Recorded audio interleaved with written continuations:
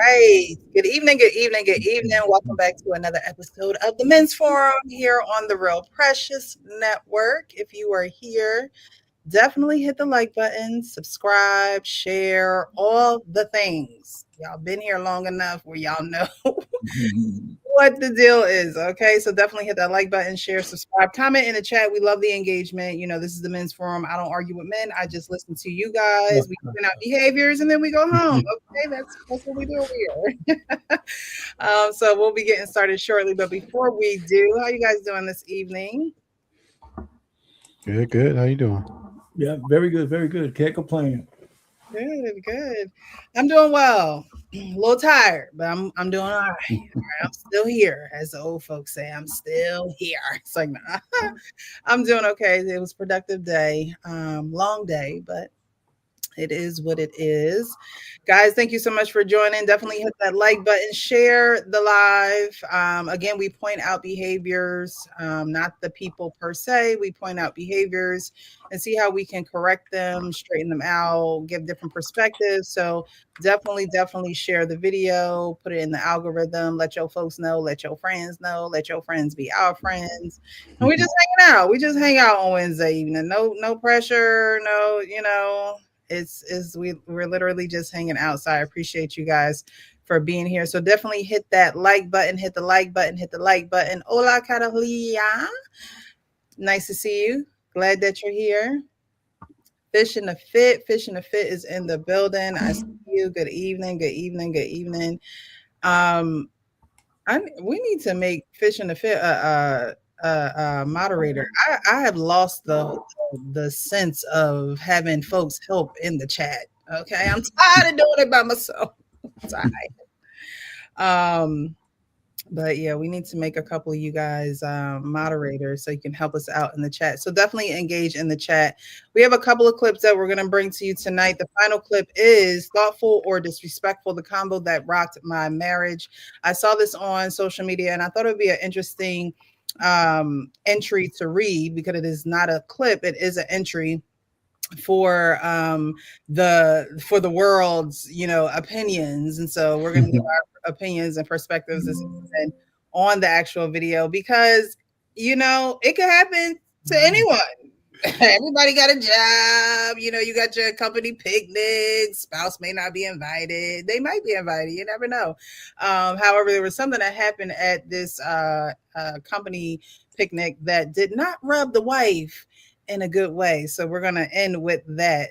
Before we get to that video, of course, we're going to start with a video that I saw on Instagram that I thought was very interesting. And so this is not necessarily, romantically relationship based in this video, but it is a relationship in that, a lot of young boys grow up in single mother homes. And, I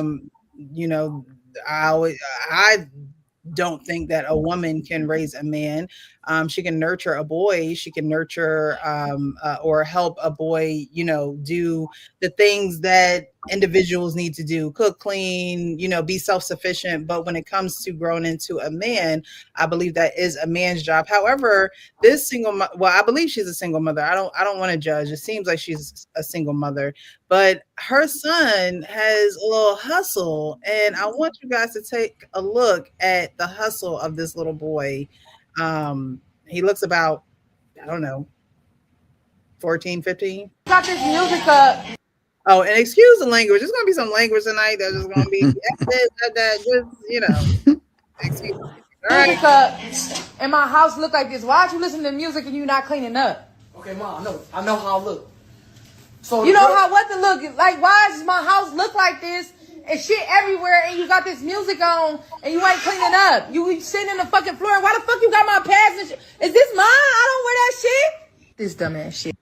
For one, again, this is why I suspect she's a single mom, just from the way that she's talking to him.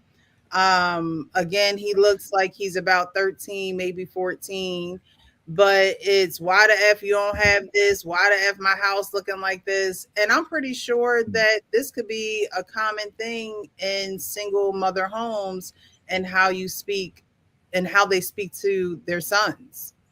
But look what comes on later. Like, what the fuck is you doing? What is this? I'm selling tampons and pads. For what? Why? Because the girls in my school having their periods. They be having their periods. I don't give a fuck about them having their periods. I want to know why my house is not clean. Like, why is it still stuff everywhere? Tampons and pads. How much is you? How much is you? I didn't even realize that baby was in the back when I saw this video. Okay, only with the diaper. Selling this shit for? What is this? $3 a bag. $3 a bag for the girls. Yes. They pay for this shit. Yes. $3 a bag. So they buy it from you. No. So who the fuck they buy it from? So you know how you say I got too many girlfriends? The girls' friends. Like, Yeah, the girlfriends, right. So what I do is I ask the girlfriends that I have, tell them to get their other friends to help me sell these to the other girls because they don't want to bounce from a guy. so you basically selling pads. They don't got pads at school? No. They don't got no dispensary for pads in your school. Nah. That's why I'm doing it. And you made all this money right here Yes, ma'am. from selling pads. I'm selling fast, Mom. So you getting rich, period. Yes. You rich off periods. Yes. I'm period rich. Man, bye. I'm bloody rich. Bars.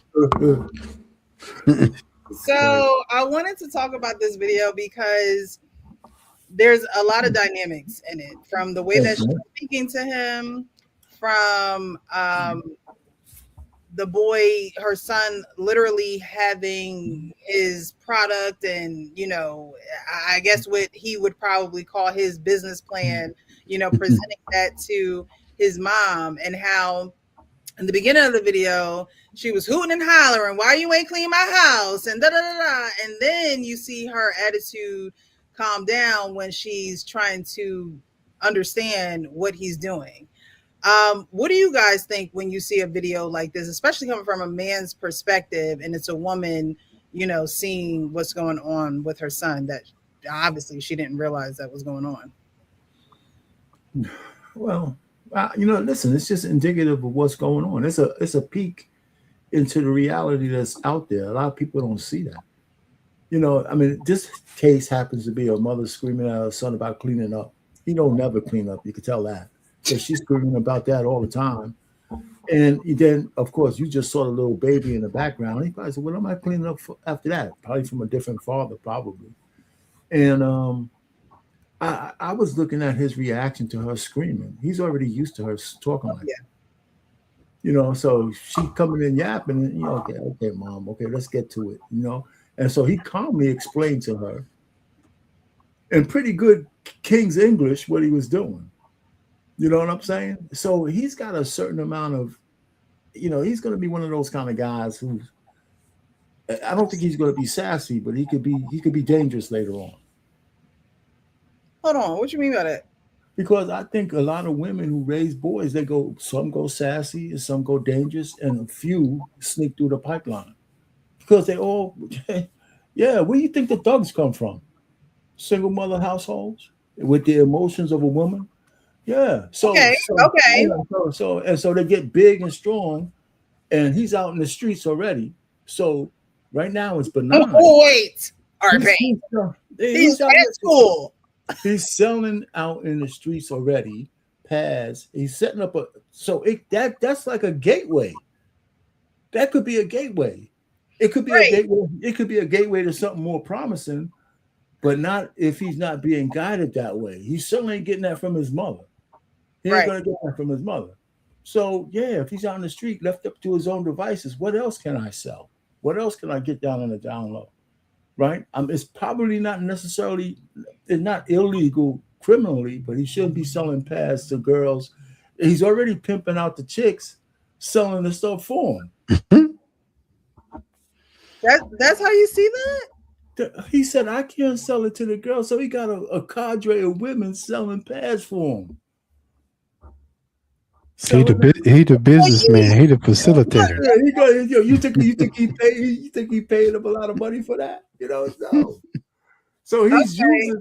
So I'm just saying, it doesn't have to go that way. He could become a CEO of a great corporation, okay?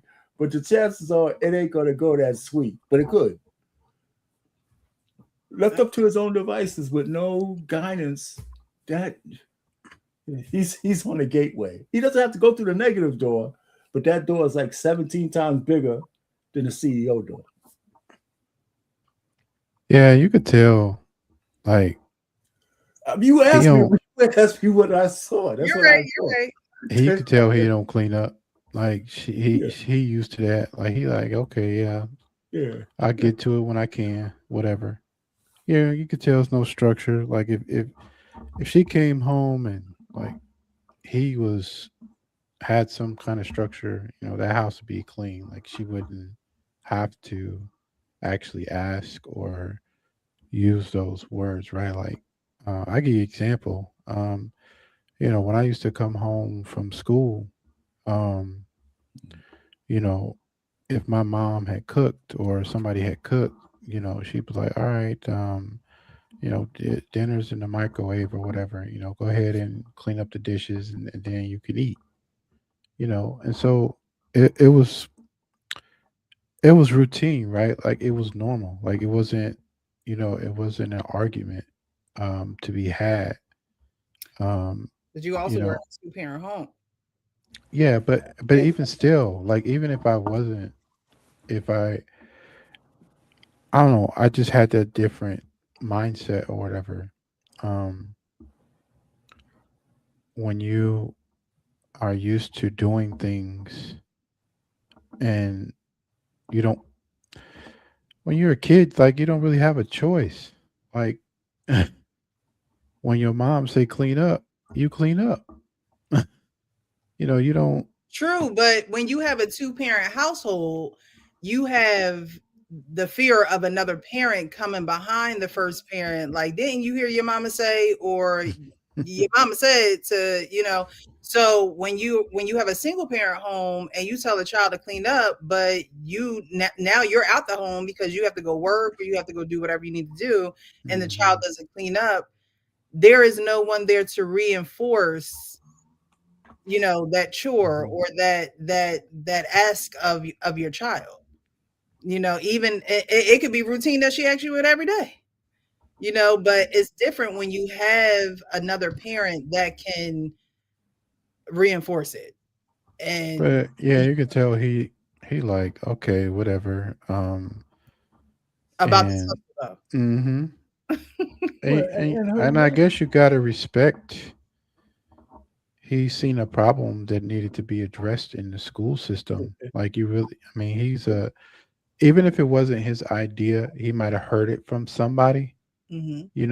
He still took the initiative to mhm, actually do it. um Do to something.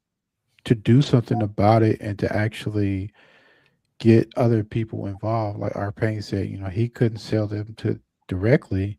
So he was like, hey, I know you guys need uh, women products, so why don't you guys, you sell them to them and, we will split the money or whatever the case he said, right? So, you really got to give hats off to him in that way. But in the other token, she didn't really have to.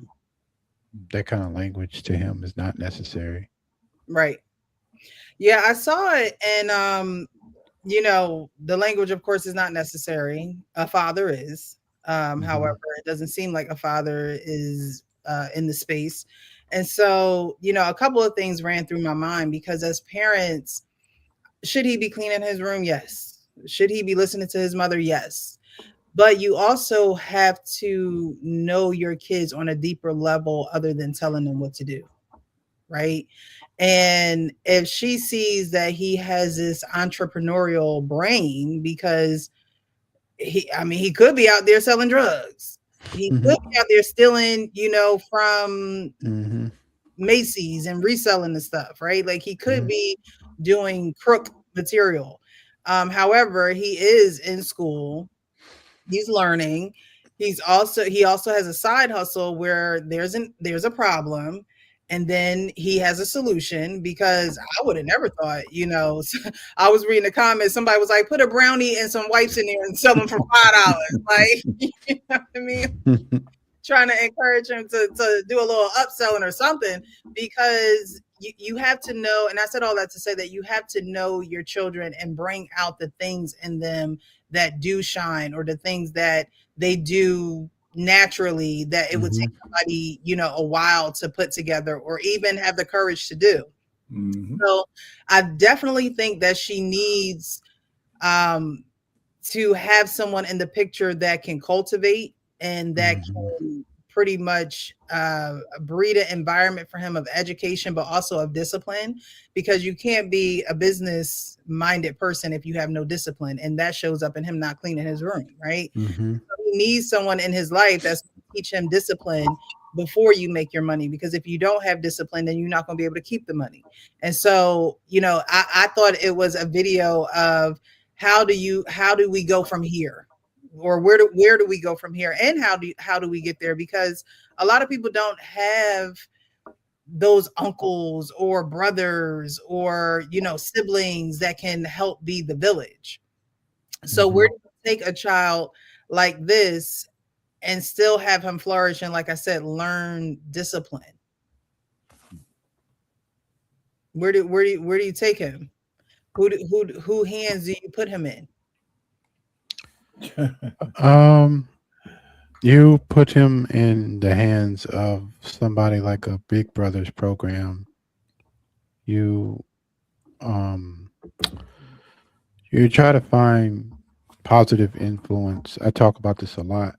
Um, it doesn't necessarily have to be your parents. Like it could be somebody who is doing positive right things, and they can, if they're willing, they don't mind giving that advice, right? I had several people like that, around me. Um, because your parents are not always going to be around, and you always need different perspectives from people who have lived life and have done different things other than your parents have done. And so um, he needs to be around people, in his same age group or maybe a little bit older that can show him and teach him the way. And even if his entrepreneurial spirit goes away, they should be really leaning into some kind of trade, because it's definitely not. I'm not saying that he can't make it as a business owner, but you need something that can actually fund, you know, that business opportunity. Yeah, I hear you, and it sounds good. And I don't want to disparage the woman, but I guess I am. She doesn't strike me as a person that's going to lead them in the right direction.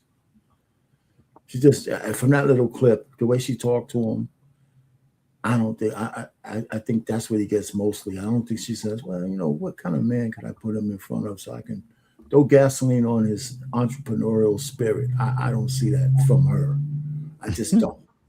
I mean, it could happen, but I think he's one of the guys. If he escapes, it's going to be like he escapes the traps of his environment.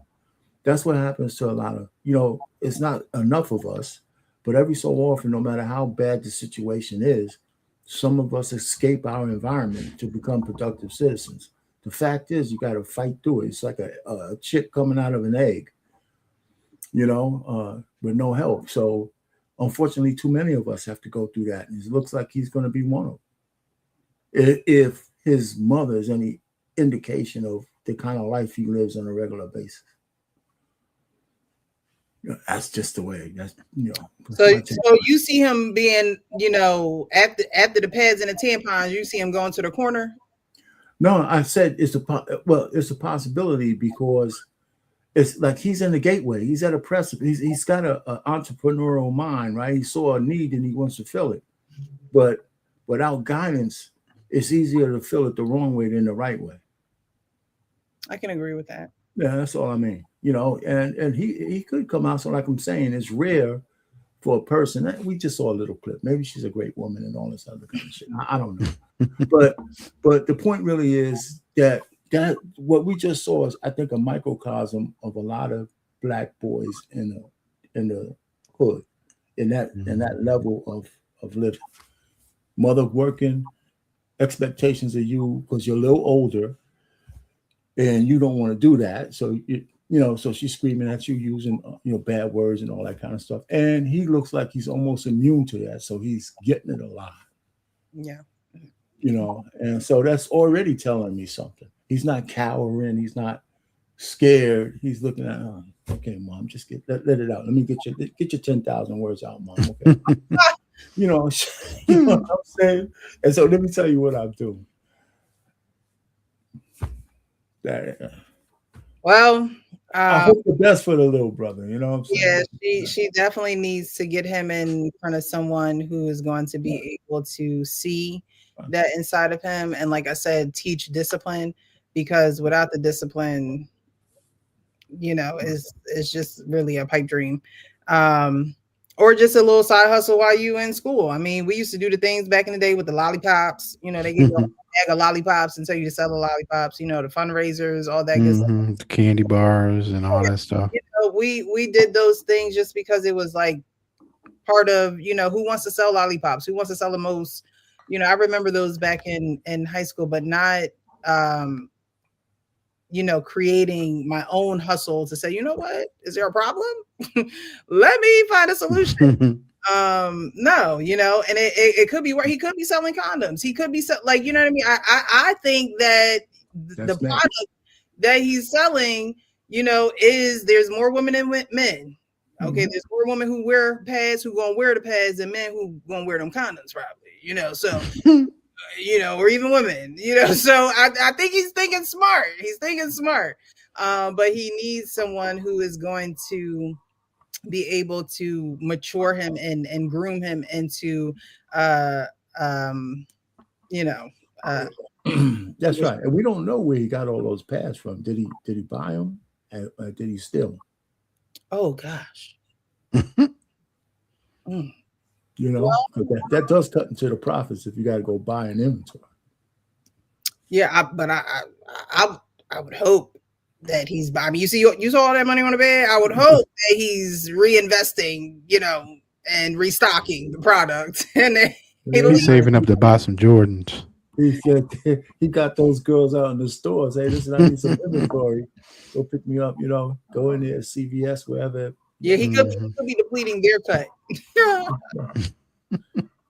So I mean, I'm looking at the negative part of it. He could be going and get a box and all that kind of stuff. But the cheese dip, summer sausage and pizzas.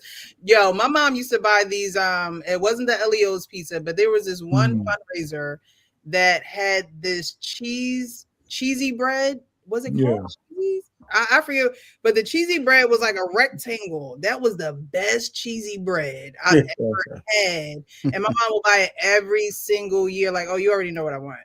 That was the best cheesy bread. Put that thing in a toaster oven or in an oven. Oh my goodness. All right. So I came across another video. This is Truth Hurts. And this is almost like a video that we played last week, but I'm gonna let you guys be the judge of it. And do you agree or disagree with what he's saying? Remember the leak from last week. Work with you and your wife. Like, is she more like laid back? My wife is she's everything that a woman's supposed to be.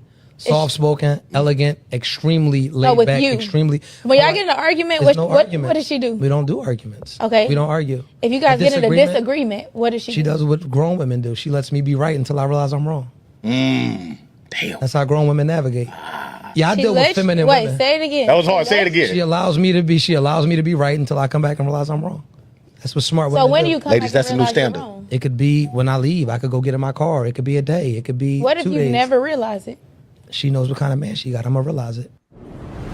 Man, this is the Nothing But the Truth live. So what do you guys think about that? Real women don't argue. They allow you to be wrong until you or right until you realize that you're wrong. And there's some truth to that. Hmm. There is. I mean, he makes it sound real smooth. I mean, my wife doesn't necessarily argue with me. I don't like to argue. When we argue, I always feel bad and shit. I end up making up and saying, "I'm sorry, baby," and all that other kind of shit. Really? Man, I'm such a pussy. Why, why do you feel so bad? You know what I'm saying? So we don't. No, my wife has this ability to, because she's real feminine too. She has the ability to let you keep your ego in check, right? So if I'm doing something, if it's not right, and and I gotta correct it, as long she just has faith that I can make it right. Okay. So that's the point. I mean, so we don't have to argue over stupid stuff. Right. So I try to wrestle hard and trying to find things that me and my wife argue about, especially now. We've been together for so long. We just like float by each other and shit.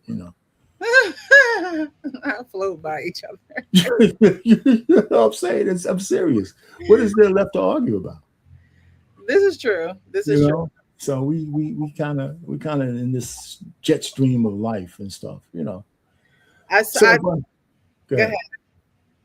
I was gonna say I saw this clip and I thought about the clip from last week that I played of the woman who, saw that there was a leak and her husband put the trash can underneath of it. And I said, if he want to put the trash can underneath of it, let him. Because at the end of the day, the responsibility of when that roof come caving in or whatever the situation may be, he's ultimately going to be responsible for it because it was something that was brought to his attention and he decided not to act upon it right away. And I think that, a lot of women, our issue is that we do want to be right in the moment. We rather be right than there be peace in that moment. And that's something that we as women have to definitely cut that out. Well, the point of last week's thing is the woman technically was right. There was something that needed to be fixed right away. It was the way she told him to do it. Mm-hmm. That's where this guy's coming from. He's saying my wife, she wouldn't approach him like that because she know what kind of guy he has. Because he's just gonna. Men tend to dig their heels in when you're trying to slight them like that. So if it was a bad leak like that, my wife talked to me like, I want you to do this right now. I know a woman whose husband, I don't know how he does it. The way she talks to him, not only does she want him to do shit, she wants him to do shit the way she wants it done. And when she wants it done. And I said, I couldn't take that. I don't say anything because none of my business, right? Right. But I've said a couple times to her directly, I could never marry you. You could never be my girl. Hell with that. It's because I know what I'm. Unbelievable. So that was the issue there because the lady from last week was technically correct. This shit needs to get fixed. That was a good example she used.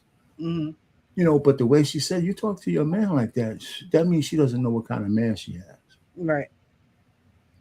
Yeah, I thought she was correct too. However, I'm not going to push my hand, on something either. Like I said, I can't even tell you the last time I had an argument with a man. Like I don't. What do we need to argue for? I would rather not even argue. Honestly, I'd rather just not say anything to you than argue with you. Because in arguments, there are times where you say things, you can't take things back. And I think that's probably me going to therapy too. Because I used to be quick at the mouth. Okay. I used to just say whatever and not. And that's the truth. And I think, just going through therapy and being able to, regulate my emotions, I would rather not say anything to you than to argue with you, because women are emotional and men aren't going to take kindly to things that you say because you're in the heat of a moment. You really can't take those things back. But do you think that most women, as far as allowing a man to be wrong until he realizes he's right, do you think that's an approach that a lot of women take, or are they going to try and prove that they're right in the moment rather than to allow the man to realize when he's wrong? It can't be true today. It Mm. can't. It might have been true back in my day a little bit more, but it can't be true. It's not. It's absolutely not true today. I know that. I mean, women talk to men. First of all, women don't even hear what we have to say. That's number one, for the most part. And there's no governors on women. I mean, women move in this world now in America, especially without consequence, pretty much. You So know, what's the main reason, other than women working and doing all the individual things that we do that a lot of women could not do back in the day? Other than that, what do you think the main reason is that women just talk however they want to men in today's world? well, I mean, it's generations of programming, right? I mean, listen, they talk about the single mother rate or the single parenthood, not mother rate, but single kids raised in single households. Even back in my day, in 1965, the black community was 25%. The only reason why that sounds low is because we contrasted to the 75% out. 25% back then was bad too. Yeah. You know what I'm saying? That was pretty bad. I mean, the white community was down in the low tens.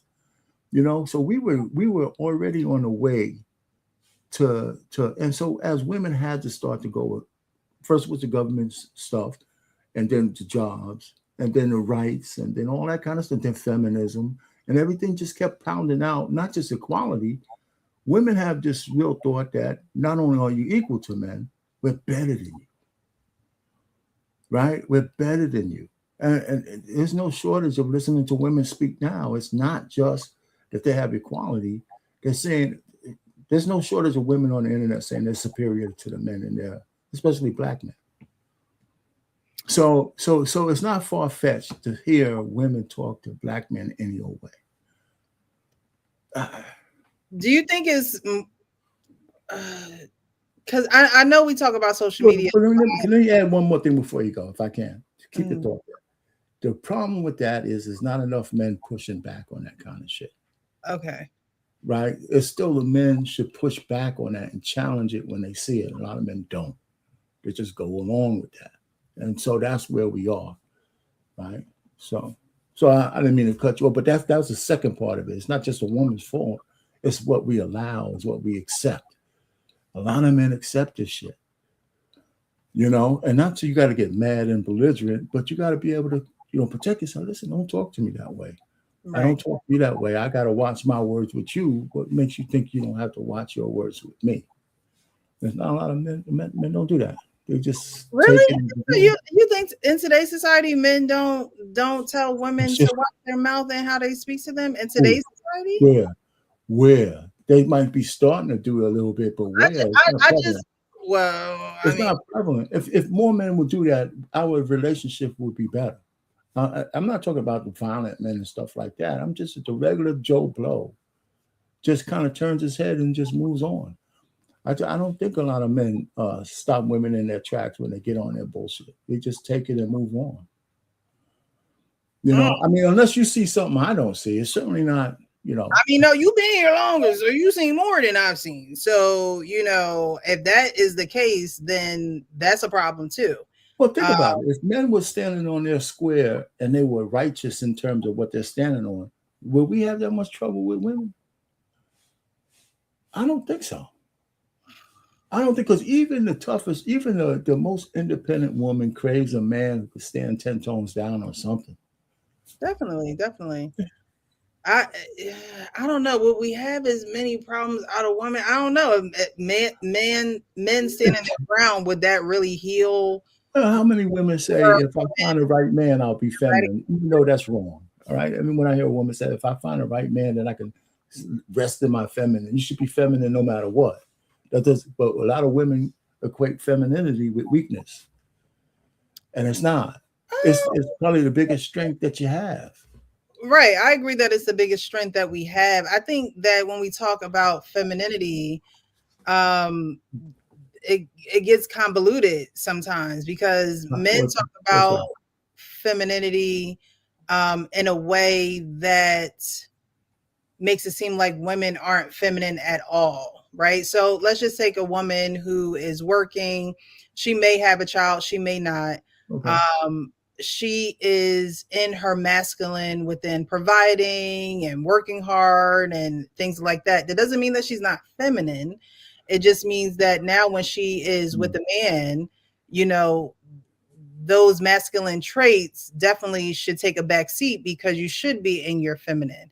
Now, when men talk about femininity, it's like the video that I played last week with the woman where she was like, "Yes, daddy." Yeah, And, just and do the. you Yeah, I know. I knew you was gonna go there. know, I know. oh, you think I'm cute? You think I'm, in that demure voice, Yeah, and just they want someone to talk to them all the time, like, and I do believe that, men need to be talked to in a certain way, but at the same time, is femininity always what a man is no. really seeking, or is that something like you need to be um the submissive conversation, like. Yeah, I think that's an exaggeration of what men. I think that's an exaggeration. What she did was an exaggeration of what they say men want. Listen, first of all, maybe if listen, if you go back to all the tapes and all the stuff, nah, I don't want you to. I very rarely, if ever, call women masculine. I mean, even in this YouTube street, I don't use that term. I don't believe what women is wielding is masculinity from the standpoint that's not what men do. You Mhm. know, I think that it bastardized what masculinity is when people say women are in their masculine. I look at it that they're outside of their nature. Mm. And we call it masculine just for the lack of a better word. I don't call that masculine because that says that's how men act. And that's not true. You know, and so I'm just saying if a woman is on her own and she's grinding in life, she's going to be a little hard. It's just a natural thing. You out there, you got to make ends meet. You got to be an adult, and you can't rely on nobody but yourself. It's going to make you a little hard, guarded, all that kind of stuff. But if you're feminine anyway, you can still do all that. But you know, the femininity, the natural femininity, is still going to come out at you, even in those kind of things, right? You could, so whatever that toughness is, we women call it masculine. It's just a shell that you have to survive. Mhm. So when you find a guy who can see through what you're going through, whether you have a kid or not, and you'll have some intention toward each other, he's not looking at that part of you. He's looking at the feminine part of you because you're going to be showing it more. And if he's the right kind of guy, you can ease up on a hard shell, and that takes trust and all that other stuff, right? So we just can't get there for some reason. We just can't get there. I mean, the people that it seems like black men and black women just can't get there because the outside forces keep pulling us back into the bullshit. Outside, And what do you mean you know, outside it's forces? just social media, the expectation of how a man should be and how a woman should be. And and then the femininity, the feminists who say that there should be no gender roles, but there's natural roles for men and women. Whatever those might be, some negotiable and some are just innate to us being men and women. We're not the same, right? We get impacted, we feel differently, we experience the world differently. Yes, very true. So I mean, how could we be the same? And then for women, it's like one is better than the other. When women started calling themselves actors instead of actresses, it was, well, remember, I pick up on these things. If you listen to women who are actresses, they call themselves actors. Really? Yeah. He started calling themselves actors because it innately says that an actress is somewhat less than an actor. And that's what they started doing with the Academy Awards. And it's just a subtle thing people don't catch. I didn't catch it. I didn't catch it at I all. caught, I caught somebody, because I thought it was Like lion and lioness. Why would you want to be the lion if you're not? well, they just made didn't they just have the woman king? They Yeah, start, I didn't even watch that. I watched it because I did a write up on it too. I did a write up on it. I didn't. I've never realized that. That actors I pick up on those. are now I calling pick up on themselves. these things. I mean, I don't know. It might not be brilliance on my part. Maybe I'm just, I don't know. Hey, So anyway, so getting back on the point, so like I said, I don't call women masculine. I don't care how hard and rough they try to be. I don't call that masculinity. I just say you're acting, outside of your nature. Just when I see a sassy man, that doesn't look like femininity to me. It just looks like a man acting outside of his nature. Because if that was femininity, I'd be a eunuch. I can't get turned on by that. I mean, so I don't know. I'm weird that way. trying to think. So, I think we act outside of our nature. are women born feminine and are men born masculine? Those are not things that you're born with, are they? Listen, our environment shapes some of that, right? So the problem is that men and women, we don't get born alone. We get born into an environment, right? And if we were just babies left out into the wilderness, I don't know what we turn into, but that's not how nature acts, because we probably won't survive that first couple of days without the environment. So when a woman and a man is born, let's get out of the transgender stuff. Just naturally growing up, the environment helps shape you. Right. And the more in line your environment is, that's what, those natural roles just come out. Some of them are with constructs, but some of them are natural. I mean, women gravitate towards different things than men. Is there crossover from time to time? Men, there might be. I mean, like for example, there's examples where men might used to go hunt. That didn't mean that there weren't women who could hunt too.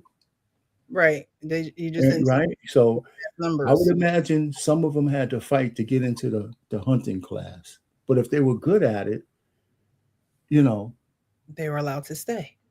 Or they were allowed to hunt with the fellas or whatever. Right. So I don't know. I mean, and then but the man, I think in those kind of tribal days, I don't think he would sit well if he was over there making crochet and shit. I think that femininity and masculinity are definitely things that you are taught, and they're things that can be caught from role models in your life, right? So I've never seen my mom. But why would they be taught though? Why would they even be taught? Yeah, if they didn't matter, why would you even teach it? Either one, masculinity, boys should act this way, girls should act that way. It is. You know what I'm saying? Is that predicated on what? Where did that start? Well, I think it starts from just society saying how men should be and how women should be. Is that any in all societies? Let's not talk about American society. It seems to be that way for centuries, right? Right. I believe that's in most societies. I think in most societies, women are expected to carry themselves a certain way and men are supposed to carry themselves a certain way. I think that's another reason why in other societies you have this, arranged marriage type of situation, because families can see and observe and actually experience, a young woman who is brought up in a family who wives are plentiful in the family. They're not like, oh, I never seen nobody in my family get married and things of that nature. And then you learn how to become one with one another. Okay. How many people could, survive arranged marriages, in our culture. But, again, that goes to show that there are many societies that expect a woman to act a certain way and expect a man to act a certain way. That's why when you do see a man in women clothing, in heels, with the nails done, it's like women are supposed to be doing that. What's the flip side? Look at what's happening to us now, right? with feminism and free love and all that. We're it's accepted to be outside of whatever those natural roles. Let's rebel against what was, I don't even want to call it tradition, right? People are trying to get rid of all kinds of roles, all kinds of gender roles. Mm-hmm. And it's not necessarily, and we're starting to see that there's a big detrimental backlash to that. I think the pendulum has swung so far to one way or the other that society's breaking down. We're not having children, not getting married. We're not doing all those kind of things that naturally used to come to men and women to get together, right? Monogamy might not have been a standard thing when love started to come into it, but I guess there was monogamous societies before. There had to be. Because especially from the father's side, because he had no other way of knowing if the kids were his. So it was important that the wife wasn't fooling around. What's going on first? I mean, I don't know, but right now in the year 2026, the social media generation where we're living now, the fact that we want to break all of those old mores, the receipts are in. It's a disaster. The receipts are in. It's an absolute disaster. I mean, what can you say? That's why we have all these damn shows. Yeah. Married at first sight. Yeah. How will those work out? They get after 360 days. Say, love after lockup. That's the bad world, are paid with lashes. Oh man, don't do that to me. Yes, yeah, man. That would have been an ugly game, man, for sure. Hey, did you ever see Tu Wong Fu with Tu Wong Fu, Julie Newmar, Tu Wong Fu? It's an old movie. She used to play Catwoman. It was before your time. It was Patrick Swayze and Wesley Snipes. They were playing they were con artists, but they had to dress up in drag and stuff. Mm-hmm. So Swayze was one of them handsome white boys, and they dressed him up. He kind of looked like a cute woman. They didn't even try with Wesley Snipes. They just do some whatever. They didn't even try to make it. Come on, man. I'll pay you. I'll be shaming yourself. They said, you know what? This stuff we could do with you, Wesley. We're gonna just throw some shit on you. I'll pay you. I'll be shaming. I'll pay you. I'll be shaming yourself. Did you see that? It was funny as hell. You ought to be shaming yourself, man. Patrick Swayze was an ugly ass white man dressed up like a woman.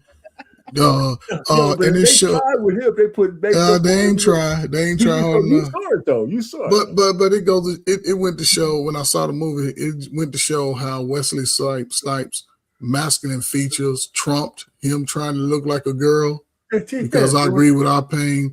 He made an ugly ass woman because he wasn't that.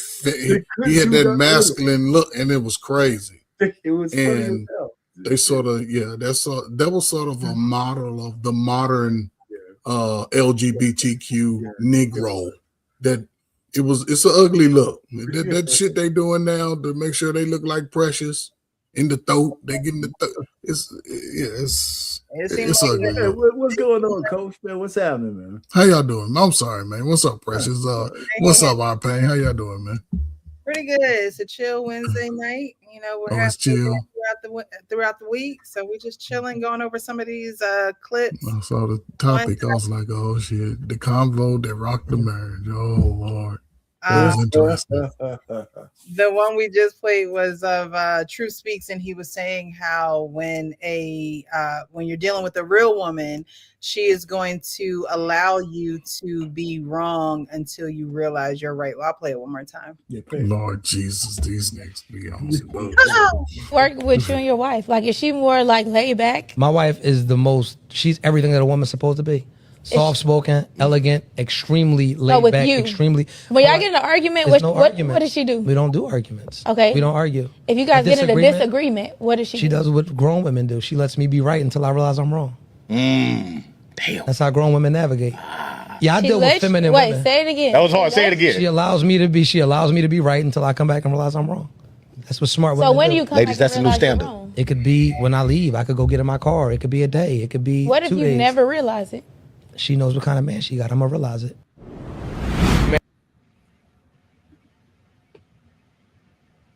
Go ahead, Coach. Coach Ferg. What says he? So this one specific situation does not equate to 99.999% of other people. Every wife is different.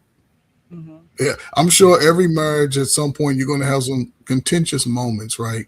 And for the most part, it's just a miscommunication. I'm right-handed.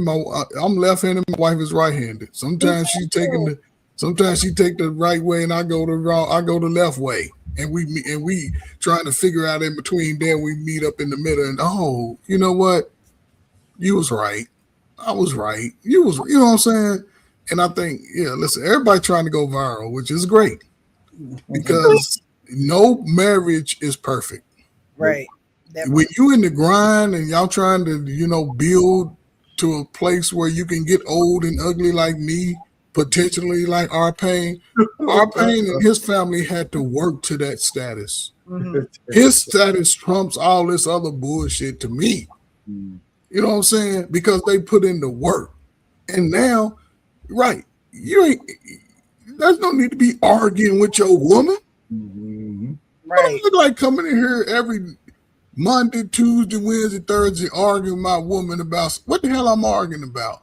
Mm-hmm. If we taking care of our family like we signed up, what we arguing about? She wanted some chicken, I wanted a burger. She fried her chicken first before I got to, okay, that's petty stuff.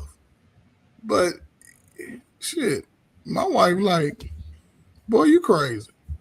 When she realized it, and then I look at her like, man, something wrong with you. And we made a vow early to like, we ain't gonna, if we got to drive around the block 20 times to work it out, that's something we can do. And it got to a point just over the last few years, I asked my wife this question last year. I promise. I was like, do you remember last time we had an argument? She's like, no, I don't remember the last time. I said, you don't remember last year when we was, I don't know how we got, but it was in my head. We got to a place where we didn't speak for like 2 hours. I'm like, something ain't right. And I touched her hand. I just reached out and grabbed her hand. And she just sat on my lap. I said, come here, sit on my lap. I don't even know what we said. That's all we be needing. Reach out and touch. But in my single days, I wasn't that type of dude. You want to not speak to me, you can take your ass. I ain't calling you. But in that moment, you know what I'm saying, I saw after that effect, I saw how she just sort of fell into this.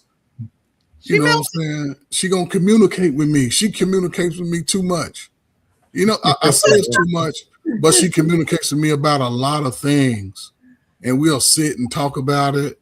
And I'll give us some, my, crazy analogies like, man, fuck that shit. You know what I'm saying? Do what you gotta do. And then, she's like, she's trying to be diplomatic. And then it works out. It's like, how does this work out? It works out because when I'm trying to throw the sniper, I'm like, man, if I get, you know what I'm saying? Because we talk about, we don't deal in our feelings. We deal with the truth of things and the logic of it, right? So that's where we sort of mind things out. And people make it too hard. Yes, I would hope my wife be feminine when she come outside. And so, yeah, but if you're in a marriage, and especially when you're young, trying to figure it out, if you got kids, it's a whole different ball game with kids in the middle. Yeah. And you can see a lot of championship with no kids, but when you got some 7, 8-year-olds running around going through social emotional problems and shit, they want to come to you, then they come to daddy. Daddy's nicer than mama. Mama said, hell no. And daddy like, well, maybe what your mama say? She said, no, well, whatever she say, that changes the game. But yeah, man, I mean, salute to old boy, man. He's rising. I ain't seen his wife yet. Hopefully she's pretty. Like Oh, you never seen his wife? I never seen her. Who you talking about? The guy, True Fur. If his wife is pretty, that's what that is. Okay, yeah. Yeah, if his wife is pretty, then man, his wife is pretty. Yeah, I think my wife is pretty too, and she is a little cute though. She got when I met her, and the longer we stay married, the prettier she looked. Her skin cleared up even better. She was shining. You know what I'm saying? But stress free means acne free. I don't know, man. I don't think no man should be arguing with any woman. If you get to that point, then y'all not supposed to be together. Because what are we arguing about outside of cheating? What else is there to argue about? And I mean, we gotta be realistic here, right? Because you guys have been married for a while, but 13 years. You don't get to a place of no arguing without first going through your hiccups and your bumps and your trials and your highs and your lows. Like you said, when you have kids in the mix, you are going to, there are going to be some tired nights, some long nights where, those things probably will come out. However, you do need, I always say, like, you need a home base. Like, you need something that's going to bring you back. You need something that is going to, and you need to establish that before argument or disagreement even occurs, because a lot of people have arguments and disagreements and they go off the deep end and they just never come back, and you can't have that if you're in a long-term relationship, or not even long-term relationship, but a marriage. Like, something that's going to bring you back to home base. And, from what he's saying, he's pretty much saying she has a mindset already that she's not going to argue with me. She's not going to go back and forth with me. If I'm wrong, then in due time, I'm going to see that I'm wrong. Now, the woman said, the woman that was asking him these questions, what if you never realize that you're wrong? And I think that needs to be addressed, because you do have men who are in relationships where it's just like, okay, well, my word, what I say go, I'm the leader, you better follow me. And I think that can be, borderline abusive, if you can never come to yourself and say, you know what, I was wrong. If you can never hold yourself accountable, I think that is dangerous for a relationship as well. I agree. For most, yeah, because a lot of people, well, I could be wrong, man. It starts with knowing who you are. It starts with the confidence you have in yourself. And I don't think, even in our pain, and I like his example because he's done it to a level most are afraid of today. He's taken care of the business for his family can actually flourish beyond him. Right. Because he got young adult daughters who are out here navigating in this pissy ass pool that everybody's supposed to be claiming, right? And I got a 23-year-old son who's navigating it too. So, you want a woman that cooperates with you at the highest level. Yes, you do. She's cooperating with you, but cooperation is also challenging the even a genius asks questions. So I'll be like, I want you to ask me a question. Don't let me just do what I want to do all the time. Right. Ask where am I going? I'm going over. What am I doing? I'm trying to go through it. Ask me questions, because I'm gonna ask questions. Where you going? This is 7:30 at night. You ain't supposed to be over here. You know what I'm saying? This is getting dark. Yeah. But again, people make it more complicated than it is. And I think YouTube, social media highlights the minimal stuff. They make it minimal things, because I heard my parents arguing one day and I was getting all emotional. I remember I was a teen. I was like, man, what they arguing? But I didn't know I deserved to argue, right? So this was like, I'd give it today, Wednesday. So I heard them arguing. They could have been arguing about me. I don't know. Man, when your parents loved each other back in the day. Man, I came home. I don't know. I was outside. I came home a little early. I don't know if I was supposed to be at home. But we latchkey kids. I got my key. I came in. I heard this. I'm like, what the hell?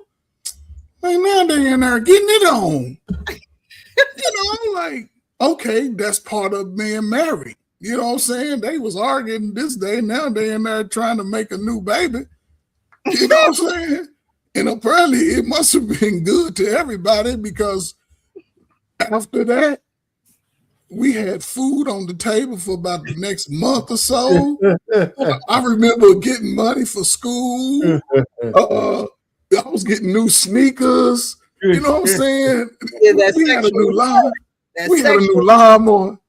We had a new lawnmower that I had to use. It was just, You know, so I said, this is this part of it. You know what I'm saying? And it was quiet because my parents didn't do a whole lot of talking about shit in front of us. They was more like when it was quiet and they in their own little space and going back and forth and shit. It wasn't all this in front of us. But that day I saw them arguing, and then the next day they was off in the cut. I said, oh, hell no. I knew not to take those things. Some people, we argue today, and I'm holding on to that shit to next week. Mm-hmm. You know what I'm saying? Missing out on some good loving. But, you know, this is the modern mindset. We argue. I'm in my feelings for 2 weeks. I hate them. I'm so stressed out over my man's, over my woman's. Man, get over that shit. It wasn't even that serious. So outside of cheating, what could you possibly argue about? Maybe gambling the money away. You spend all the rent money, the mortgage money, and stuff like that. What? Precious, you didn't put enough salt in the greens, damn it. What's wrong with you? I had some greens today, too. They was see what I'm saying? There wasn't enough salt in it. What did you didn't put the onion in? I'm not gonna speak to you for 2 days because you ain't sauteing, they ain't soft enough. See what I'm saying? My pancakes wasn't pancakey, so I don't think that people should argue, but I do think that people should have difficult conversations. And I think that sometimes a lot of people don't know how to have difficult conversations without arguing. That's true. So I think, you know, our pain, when you say we can't get it together or we can't, you know, get there, I think that communication just period. And I don't mean like communication. Okay, we talking to each other. I mean the art of communication and just body language and healthy silences and healthy conversation just throughout the day, period. Because certain people are together, they don't even know how to talk to each other. They don't even know what's going on in each other's day, right? So that's not a difficult conversation. It's not an argument, but it is a form of communication that helps you communicate when you do need to have that difficult conversation. And I think that, you know, with you both being married, I'm sure there were plenty times where there were not arguments, but difficult conversations. And again, you need, you know, something in your toolbox to help you get through it. But it really starts with the art of communication. And like I said, it's not necessarily, you know, talking to each other, but the whole package of communication. And so what does that look like? You know, when I feel that the temperature is rising from a 2 to now a 7, you know, how am I keeping my composure? How am I responding? How am I staying silent in times where I need to actively listen? Those are things that I think needs to be worked on a little bit more than focusing on arguing with someone. And I think that a lot of women, arguing is a default, especially if you grew up in an environment where that's all you knew. Like I have a sibling who, you know, and you guys all know that we were adopted and, you know, but she's my biological sister, and her mom used to kind of like argue and bicker back and forth, but that's how they show love. And I was like, I hope you don't think we about to get on the phone and do that, because that's not how I show love. I'm not going to bicker back and forth with you, but then be like, oh yeah, girl. No, if we have to have a conversation, a difficult one, and your feelings or my feelings about to get hurt or be hurt, not get hurt, but be hurt because of what we're hearing, and we may not want to hear it, or we may not want to sit through the truth, then that's just what we're gonna have to do. But I'm not about to sit here and argue with you, and the temper and the you know, the emotions are getting high to the point where now I'm like, I hate my sister. Like, no, I'm not gonna do that. But some people grow up in environments where that is the norm. That's how they were communicated with, and so they think that they can communicate with everyone like that, and it's called love. And that I don't do that in the name of love. That's not what I do in the name of love. I'm not gonna with you. Coach Ferg. Precious. This environment you're talking about, and I could, you know, based off of what I've seen in studies, most of these type of environments start with in the mother-led home. Most fathers do not argue with their damn children because they set a standard early. They're not going to be arguing over the phone. They might be cussing your ass out. But to be arguing and throwing shots at his own. Most men would never do that. And that's the conversation a lot of women would never tell.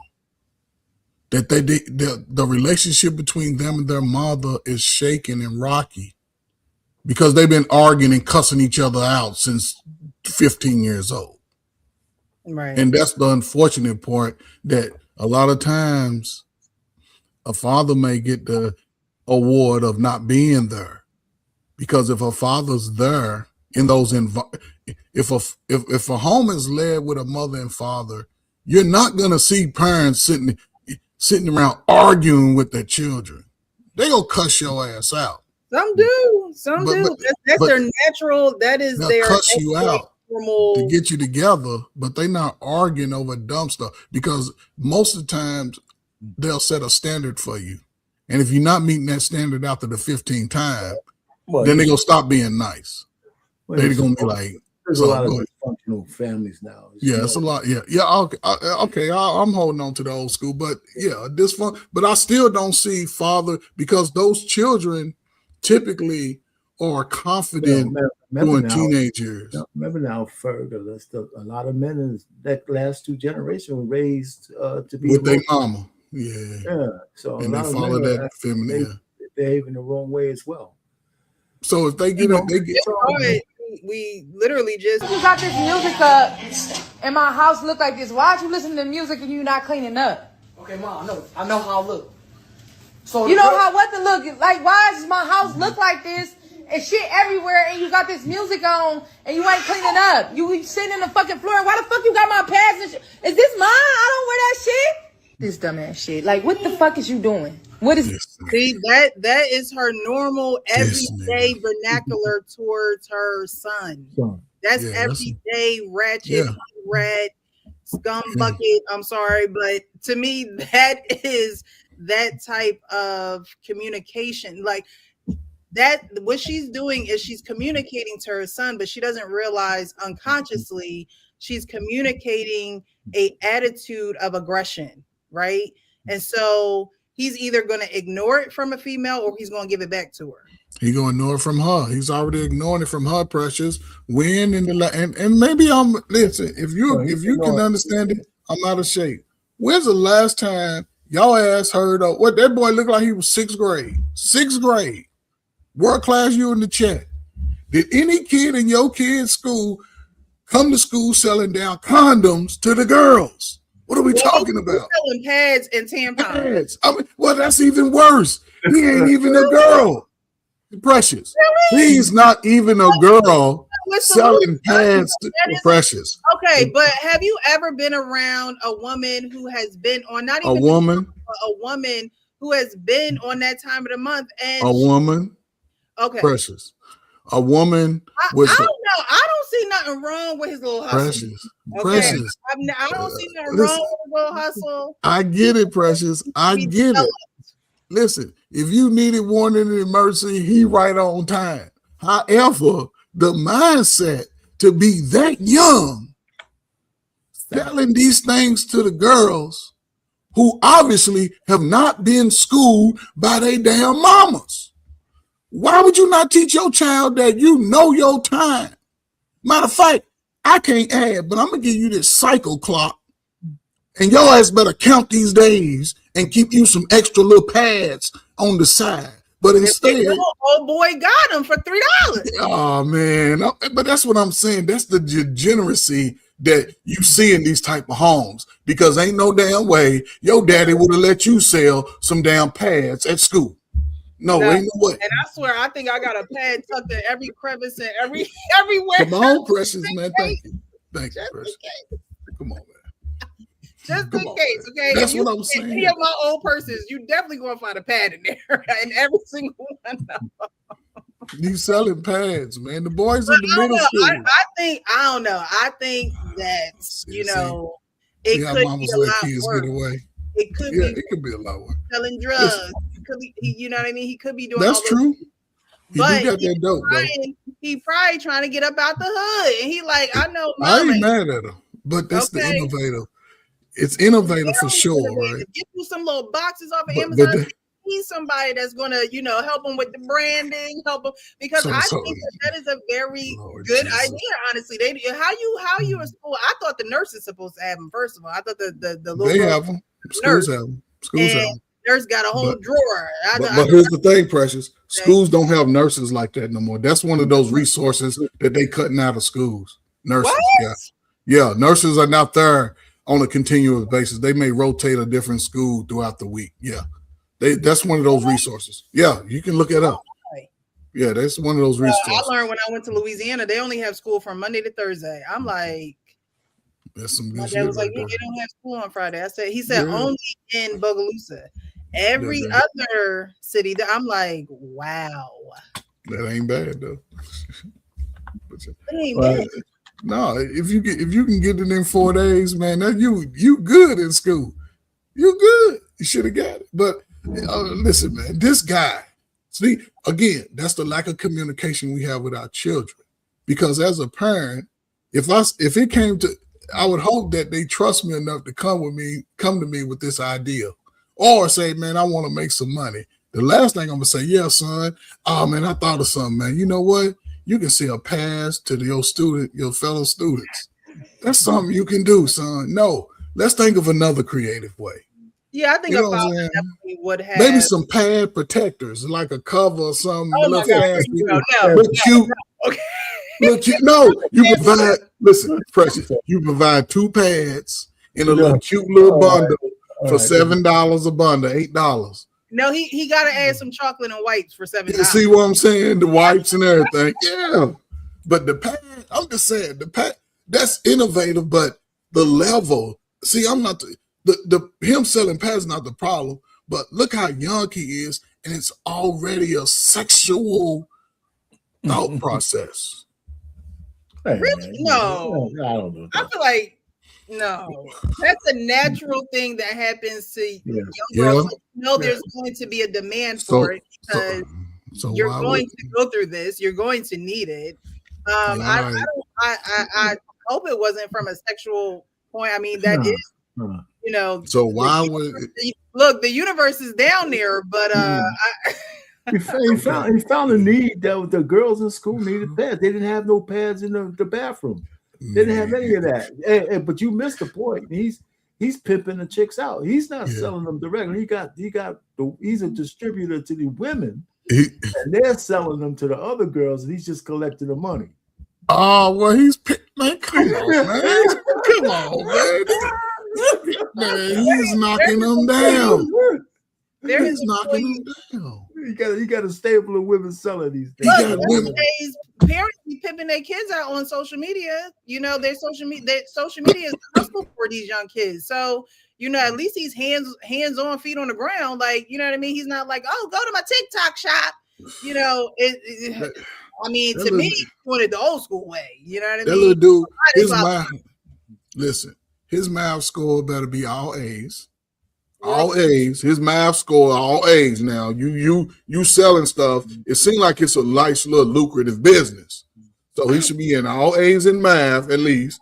Maybe C, B in English and reading, because there's no way he should be lacking in learning in the numbers game if he's only dealing with numbers. There's no way.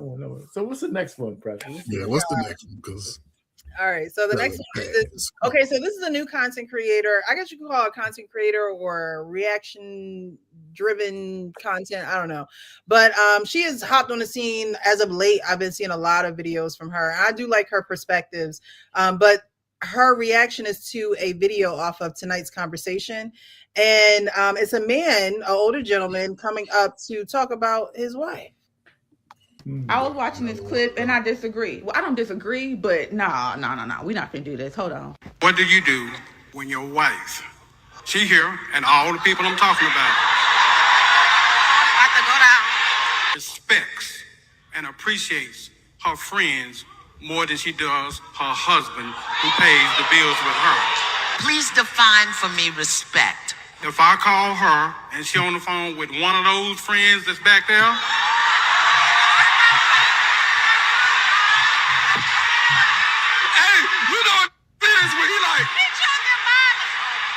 my point is, she don't respect my energy and effort to stay in our relationship, stay in our marriage, and stay with our children, stay with her. She respects their opinions, their thoughts, their...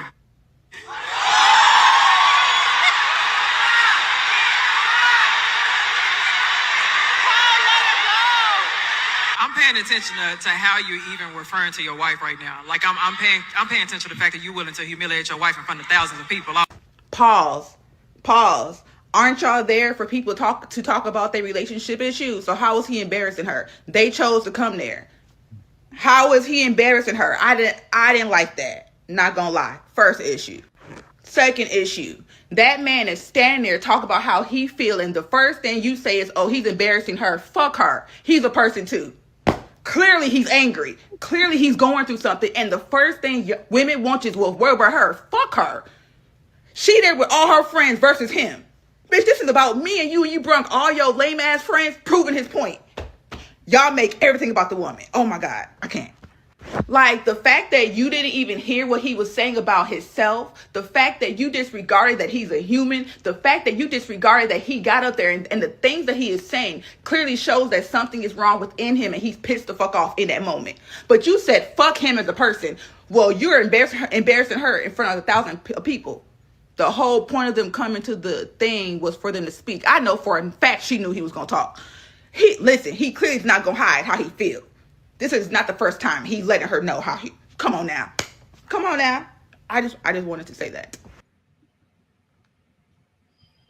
I like her too. I think she gives it straight both ways to the men and the women. But on this one, she is referring to this man who is trying to come to the show, because the show, I mean, I wouldn't go to tonight's conversation for no damn advice, but they're going to tonight's conversation. He's steps up to the mic, and he's pretty much saying his wife don't respect him. She respects the voices of her friends more than she respects him. And the first thing that Kitty says is, well, you know, you're trying to embarrass your wife. You're sitting up here trying to embarrass your wife. Well, Kitty, it's one of those cases where he's not putting his foot down or paying with his wife, or what? Well, I would imagine he already has, and she's just ignoring him. That's part of his problem. So where do we go from here? So, well, let's put it this. I think the lady, you need to put her thing in the back chat or something, because I don't know who that is. I'd probably like to check her out. Listen, you know, the whole thing, tonight's conversation is staged. I think they know what these people are going to say ahead of time. Okay. I don't think they're surprised. Okay. You know, Kitty is like a wolf in sheep's clothing. Sometimes she has these takes, but it always defaults down to the sister code. And the lady on this, the lady who did the stitch is absolutely right. She just immediately started attacking this man. She completely ignored what he said. Completely ignored what he said. So you embarrass your, what are you talking about? You asked us to come here to tell you what our issues are. You know, so I agree with her. So I'd like to hear some more about from her. But listen, you know, I think he had this conversation with his wife plenty of times. She just ignored him. Now, whether you take it to a big stage like that, I know I wouldn't. But the invitation to these shows, Ace Metaphor show, is to bring these things to light.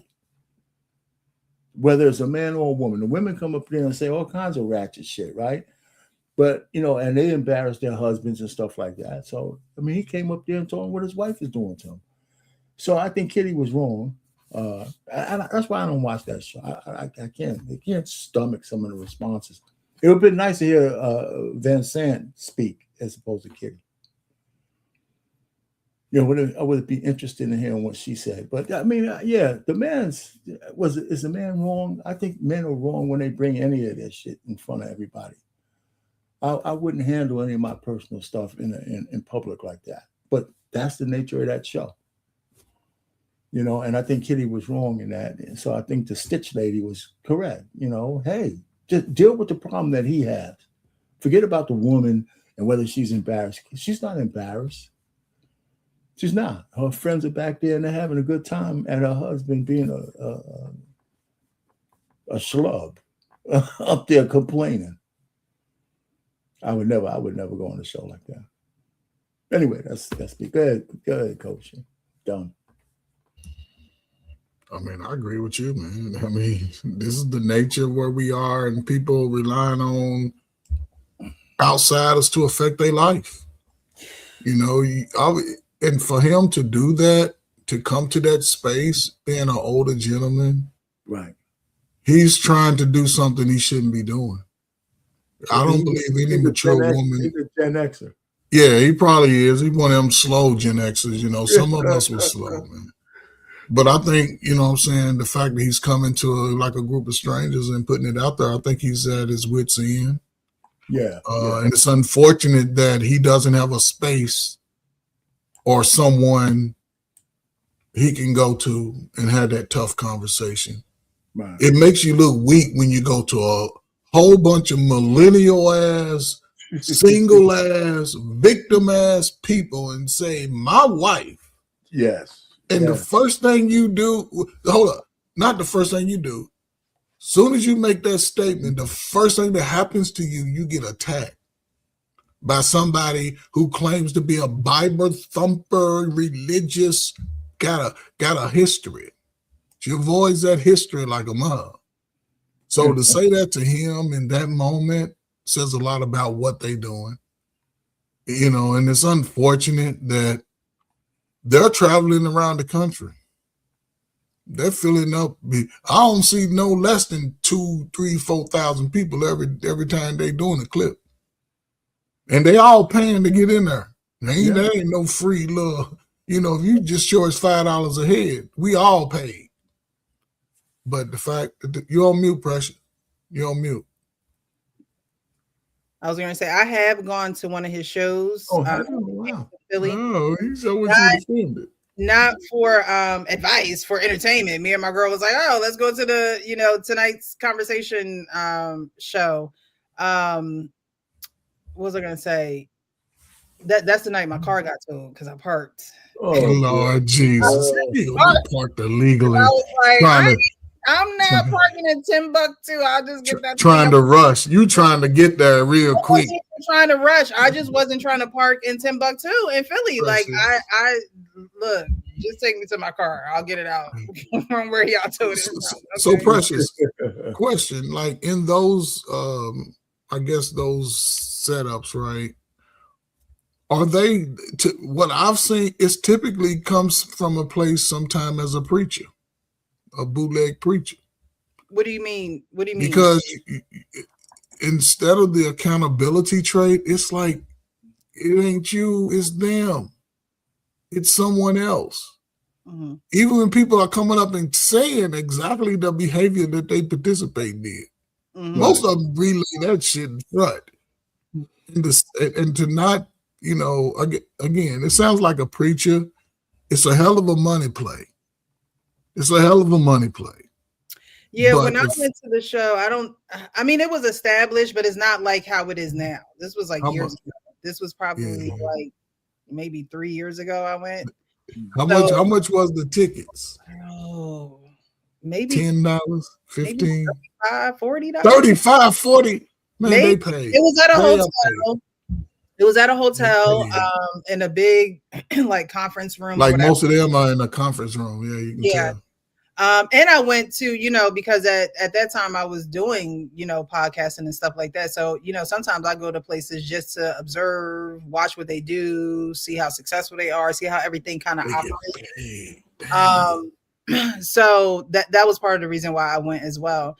I even got a picture with Ace Metaphor, you know, and it was interesting, you know, because I was sitting there like, wow, people really, and I don't know if people were, you know, if they were I think people, they didn't have no cue cards in the mic at that time. People were just, they would walk around with a mic and you just stood up and you just asked your question, you know. So I don't know if that time that they were encouraging people to, you know, write things down on a card and things of that nature. But as far as this clip, you know, like you said, Coach, for him to step up to the mic and then for someone to say, oh, well, you're trying to embarrass your wife. if they were to go into a therapy session, the therapist wouldn't say that to him if he said that to the therapist. The therapist Not would at all. trying to sit up here and embarrass your wife. The therapist would look at that as a valid concern Right. and ask him to expound more. So what are some examples that make you feel like she don't respect you? Right. When did it happen? Have you been taking note of this? Does it occur often? Yes. What are your reactions when she does, like, you know what I mean? There's a back and forth to get to a level of understanding so that you can then get on the same playing, field to see each other, to meet each other where you are and address the issue. And so that's why I don't think that, tonight's conversation to me is pure entertainment. It's not, it's not, it's not for better mental health. It's not for it, it's this generation's form of therapy. And I think it's very dangerous because people are packing up their bags just like you are, hopping on a plane just to gather to tell you about yourself. And a lot of them up there, a lot of us, period, who aren't licensed or got PhDs and things in this nature, I don't expect someone to listen to me word for word and take my advice as if, like, you know what I mean? Like, all of this is really entertainment. So I don't think that that was the place for him to go. However, if that's what he decided to do in his grown man, brain, I don't think that the response that he received was one that should have been given from that platform either. But then again, you're not dealing with licensed professionals. You're dealing with people who are getting paid by Ace Metaphor every show that they do. Right. But there's other people who responded to him, I would imagine, in a longer clip besides her, right? Right. And I didn't see the longer clip. I just she stitched it, so I took it from her her Instagram. I did put her Instagram. It's Truth Beyond the Narrative. Oh yeah, thanks a lot. I got a copy. Yeah, but yeah, I just think that, in instances like that, especially, you're of an older generation than a lot of those people in there. And honestly, you do see a lot of the old heads in there too. So, I would think that they're going for entertainment as well, but some of them are going and stepping to the mic and asking these questions as if they have no one in their camp to defer to and really trust, with this information, because once you put things on the internet, it's on there forever. I'll see clips that were posted years ago that come back around in the algorithm, or people are reposting them. And so you got to be careful with exposing, you not only expose your wife to the public, but you also expose all her friends. And, some people are just crazy. Yeah, but he didn't mention friends' names, but no, but they there in person and live in color, for the people around them to be looking at them crazy. Well, the point really is, you can't. I don't know how long he's been married, but he's not young, so he's been married for a long time. He's been dealing with something like this, so he's lost. He's lost, and he couldn't have been going there for a resolution, because that's not the kind of place where you get a resolution from, right? Yeah. You could get somebody's opinion like Kitty's giving it to him now, but it's not going to go anywhere. Even when they have some of the best conversations up there, the show, like I said, to me seems like a Maury Povich-ish kind of show. Maury, more, like those Maury. You are not the father kind of show. I was going to say, I don't know if I've heard that on the show yet. But I mean, there's still a setup, right? The audience. People say stuff, and then it's a new talk show. It's a new format of a talk show, because it's called Tonight's Conversation. So it's a evening talk show that is being displayed in different cities for people to come and be a part of the audience. And it's cool. What I'm saying is they'll throw out all these different what you call examples of life. Okay, everybody gets up there, has their own little example, and they respond to it. And I guess it's interesting sometimes, but maybe I just don't like a lot of the responses. And then I can't stand looking at ape Metaphor running around like he's climbing trees and shit. You do be getting excited, like, hey, sit down. All right.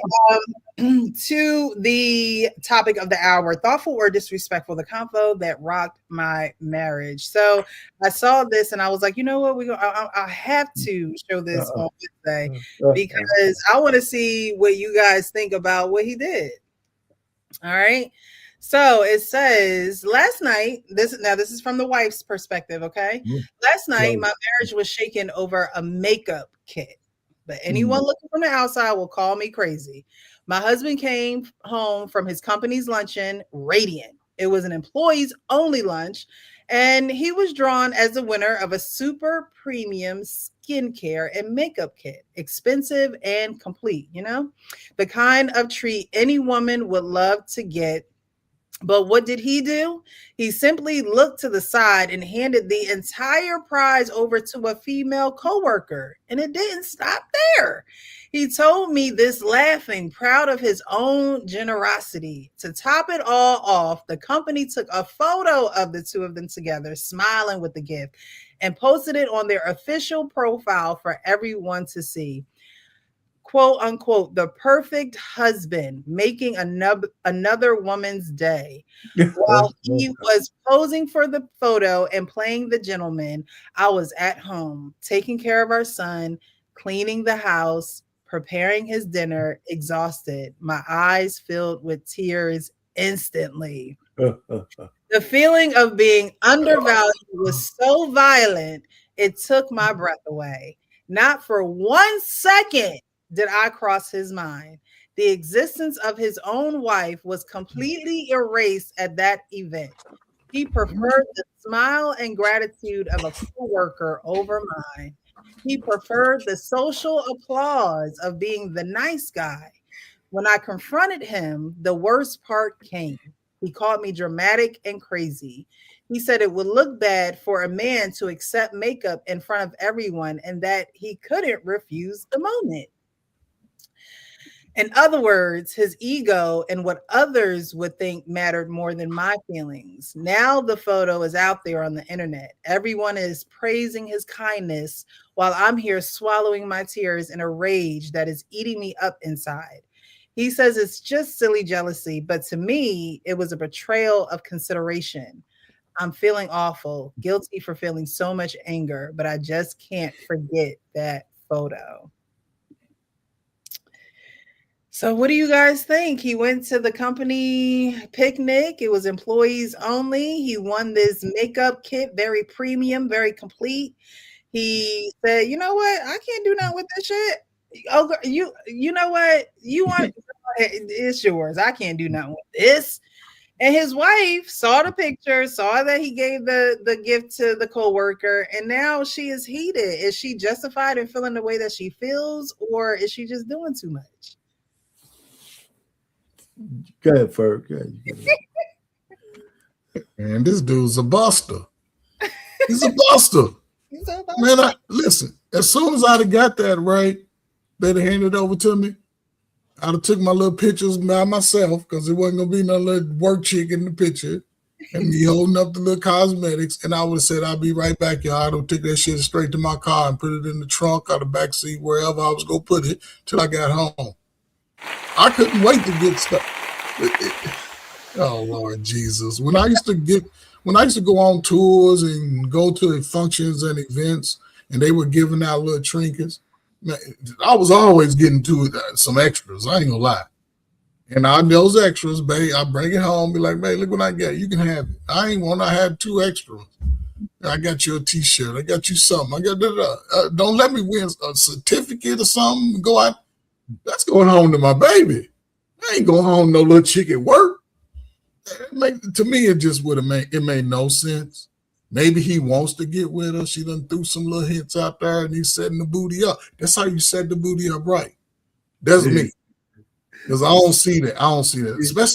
Especially if I know, like my wife, she don't really like makeup, but she would have been able to go through it and pick out her little eyeliner that get the, little stuff.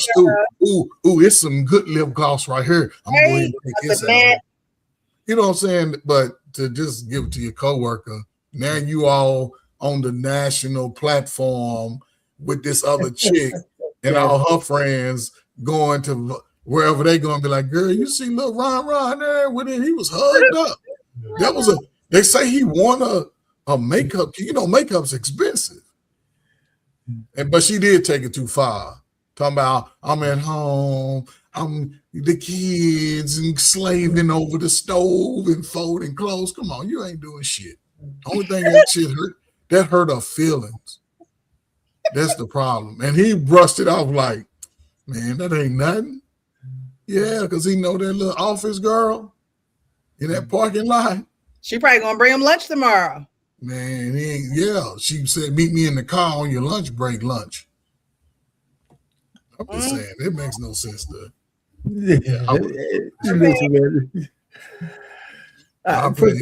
First of all, she it only sounds like she overreacted. She overreacted because it's not an overreaction. It's a reaction to the fact that it's sometimes with women, it's the little things that matter the most. It matters the most. It's not that the fact that the fact that he gave, in the heat of the moment, I could see giving that thing to the woman next to him because he might not have been thinking about his wife. He might not have been thinking about the ramifications of a picture being taken and how much because he probably didn't know the value of that damn cosmetic kit. You know what I'm saying? Right. So, but as soon as his wife told him, how could you, I could have used that. That how expensive, and then, but I think his mistake was not the picture in the photo or giving that thing in the moment to somebody else. Is the way he poo-pooed her. That's the big mistake. That's the mistake that he made. So you don't put that is the real big, because I could have explained away the fact that I just gave this kit to this lady. I said, hey, I wasn't thinking about it. We in the moment. It's a jewelry kit. I'm a man. Shit, I'm thinking about man stuff. So I said, let me give it to her. But when she confronted him, he handled it completely wrong. Then I would have went out and bought her twice a bigger kid. Right. So, when I saw it, I was like, well. And I wouldn't have told her about that either. I would have just came home one day and said, hey, listen, you know what? I didn't think about this. You got to understand, I'm a man. I ain't thinking about no damn kid. But the way you felt about it, yeah, take this. Here's the prize. I did it one better. Yeah, he called her jealous, and she has no reason to be jealous of someone else. She's his wife. And so to say that she's jealous is like you say, he handled it in a piss poor fashion, because at the end of the day, if it was some golf clubs or autograph football and she was at her picnic, do you think that she would hand it off to her male coworker, or she'd be like, oh my God, my husband would love these? And so that's part of that. Or she did hand it off to Chad over there, and then took a picture with Chad. Here's the football, here's the golf clubs. Right. But and if her husband saw that, he would have been like, now I love golf. That's right.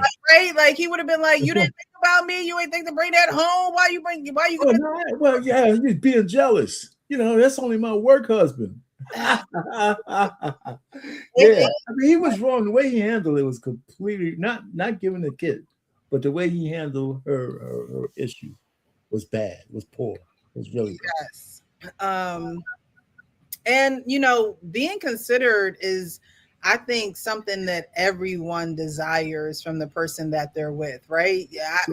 If you're out and you see something and it falls upon your heart to get it, and you come home with it and it's a surprise and it's off the whim and I'm not expecting it, and my mind is like, oh, he was out and he was thinking about me today, and it's so kind that he would pick up X, Y, and Z.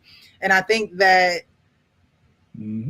I don't want to say that women probably do it more than men.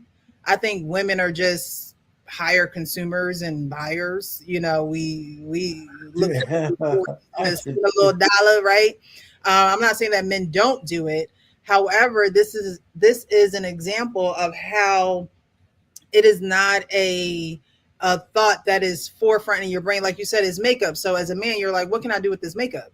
But why is the next thought not, oh, I have a wife, who I see go through a whole facial routine in the morning or at night.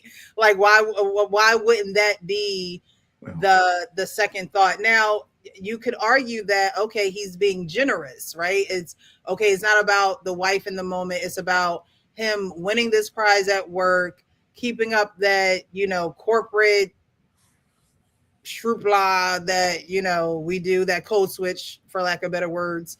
um, Mhm. and looking like that employee that is just like, oh, he's so considerate, he's kind, and having them see you in a certain light at work. And we all know that most of us spend more time at work than we do at home. That doesn't negate the fact that you have a wife, but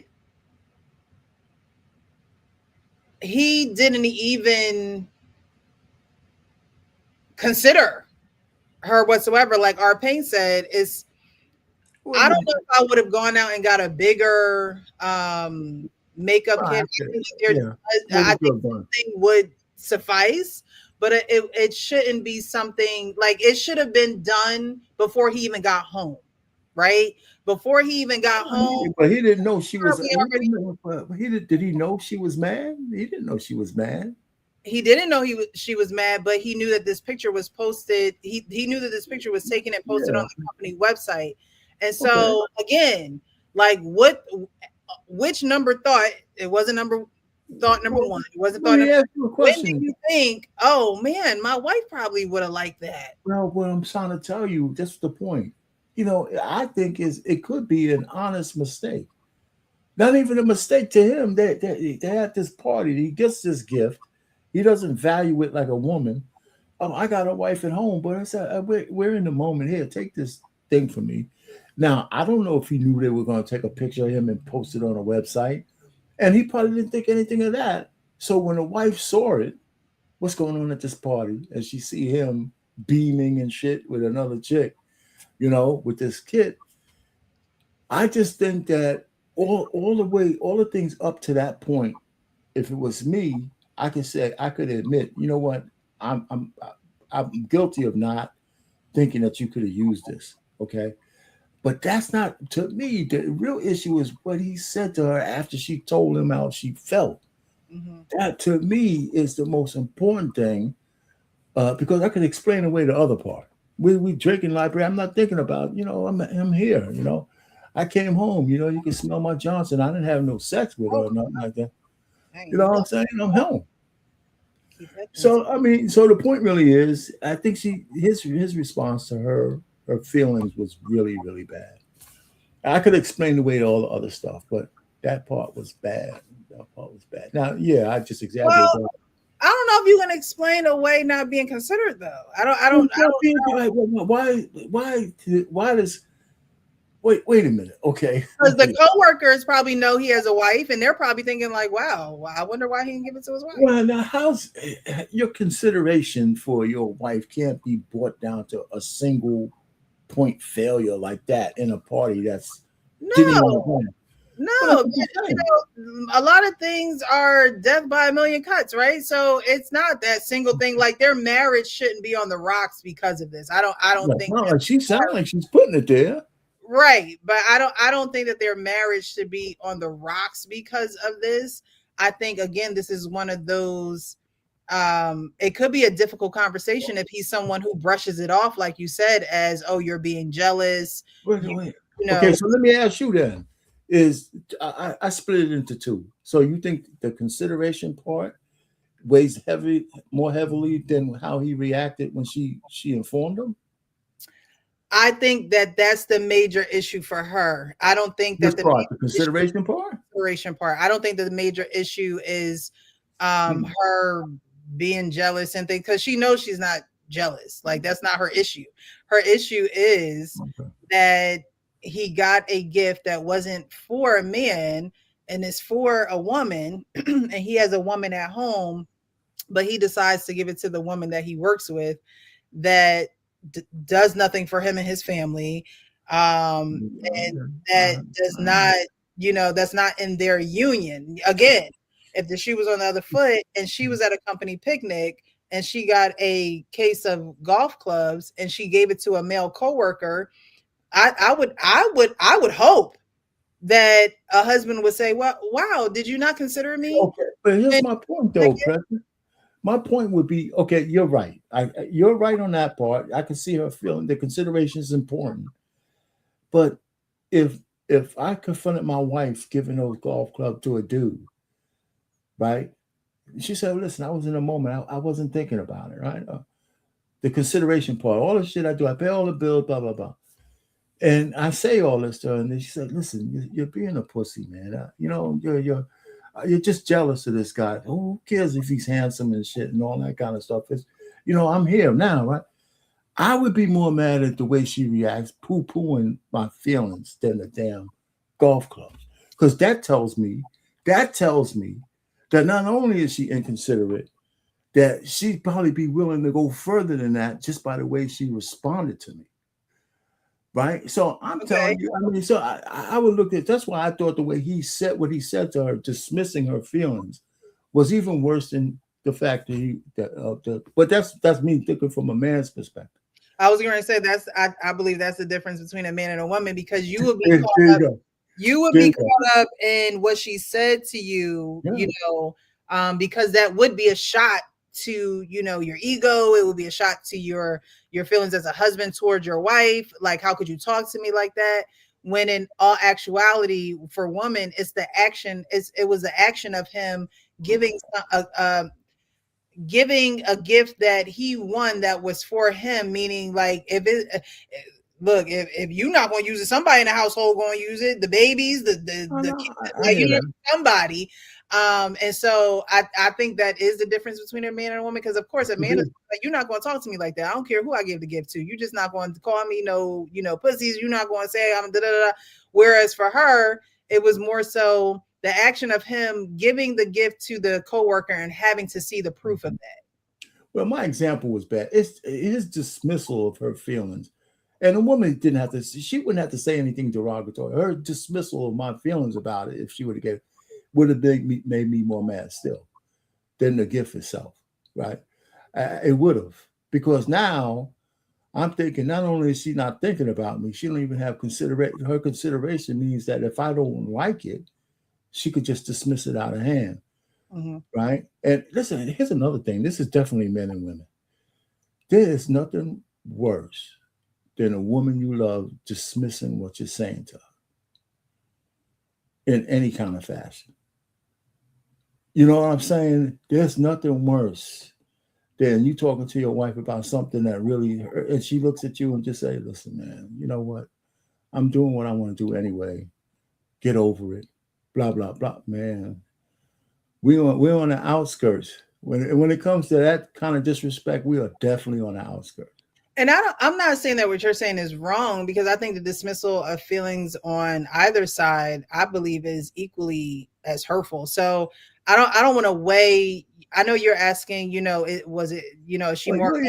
you think a woman would take that from her husband? You think she's what I just said? What he said back to her, like you said, was really the fact that he gave that gift away, and what he said afterwards might not have weighed that heavy based on the consideration part.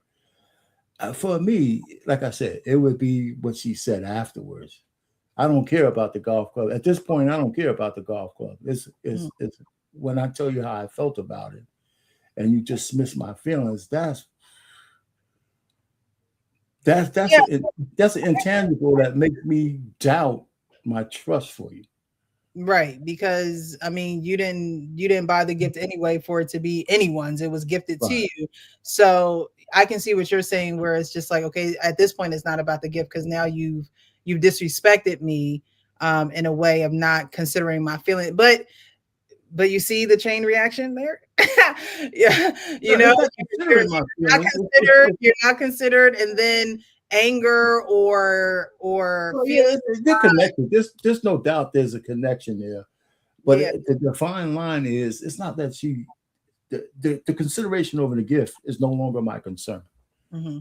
It's her reaction to me being open, telling how I felt about it. That's Yeah. And he totally dismissed that. And yeah. maybe that's why, she's like, my marriage is on the rocks, because like you said, our pain, when you have someone that dismisses your feelings or the way that you're interpreting something or the way that something impacted you, because it doesn't necessarily mean that it's right. It's your feelings, but it doesn't necessarily mean that what you're saying is factual. It's just how you reacted to something or how it made you feel. Right. It doesn't mean that his actions were necessarily wrong. Right. It just means that in the future, how I feel about something like this. And if he would have said, you know what, I'm sorry, I didn't even think about that. Okay, right. You're right. But I didn't know it was going to hit you this deeply because I wasn't thinking. Right. But I hear your feelings about it, and I'm sorry. Right. That kind of stuff. And that's simple. Like you would think it's simple, right? You would think that that's a simple thing to do. And so, oh, babe, oh my God, I'm so sorry. I was at the company picnic. You all was having a good time. I didn't even think, he could have been like, oh my God, she was eyeing. I saw her looking at the makeup kit. Looked like she really wanted it. So I gave it to her. I wasn't trying to not consider you or disrespect you. I was at the event and my mind, it was at the event. My mom wasn't like, there's nothing wrong with saying that, unless there's something going on with you and Shorty. You know what I mean? In which case I would have definitely doubled down on apologizing to keep that secret, Yeah, unless this was like your opportunity to be like, oh my God, let me do something impressive. So we're gonna hope that's not the case, but at the same time, you can't, like you said, dismiss how someone feels towards something and think that that's it or that's the end of that. You do have to address things, and this was a case where I believe she probably thought, like, if he's not going to address this, and this is something that is important to me, is he going to ignore other things down the line? I still don't think it should be on the rocks. I just feel like you should be able to have simple conversation about this. And this may be one of those times where he has to circle the block and be like, you know what, I was wrong earlier. Like, I shouldn't have said that you were jealous. I think that this is workoutable. Like, a lot of things are workoutable. You know what I mean? Like, it doesn't have to be. But here's another thing. He's going to be going back to that. She's a coworker too, right? So that's another thing that could be back here. If she looks good, she's a coworker, and so you got to be careful with some of this stuff, man. So. Yeah, and that's why he should circle the block and say, you know what, let me just make this right with my wife, because that's who I have. You circle the block, right? Like, you don't have to. You got to work with these people, but business is business and personal is personal. I wouldn't care what my coworkers got to say or how they feel about me. I'm there to work and go home and provide. That's it. I'm not there to make you feel good or look good. So I wanted to go over that to see how you guys would react to that, because I think that may happen more than I think so. It's not you don't have to be at a company picnic. It could be something as simple as going out and even telling your wife, like, oh, I saw them shoes that you liked, and she probably in the back of her mind, like, I wonder why he ain't getting them, and it could be just little seeds of things that you're planting in each other's minds, and there are opportunities where you can take the chance to take advantage of the opportunity and you don't, and just how you react and how you handle the situation is very important. It's not about giving the gift to the coworker per se. It's for her, it was that picture is something that she has to see, and for you to dismiss how I feel about that tells me a lot about your character. It tells me, okay, the gift wasn't, I didn't need the gift, but at the same time, I do need you to acknowledge how I feel about what took place, at your work picnic. So yeah. Well, there you go. I tell you, yeah. Well, that was a good one. That was a good one. Yeah. But go ahead. Yeah.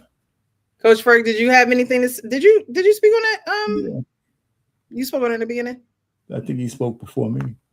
Yeah, I think I went. I think I'm froze. I think I went before our pain. I don't know why. I'm daydreaming. That's Yeah, yeah. the last one, but I think maybe you did, maybe you didn't. What do you think about the way him giving the gift to the other girl? Yeah, I spoke. Yeah, that's ridiculous, Precious, man. You listen. Oh, you just you get you a damn gift at that damn job. You better bring that shit home to me. Yeah, you did speak. Yeah. I don't want to about no shit and see you all up on the billboards. I'm in the highway. And I'm like, what? Because what happened? Why'd you take that picture? Oh, I want a gift. And you know I like damn shaving cream, but you want to give to your office boo. Your ass got problems when you. It's our gift now. This is our gift. Okay, this is not your gift. We bringing it home. That's just me. The office boo. Our Payne wouldn't have been married 30 years. He get those nice gifts, and he's over passing it off to the office boo. Right.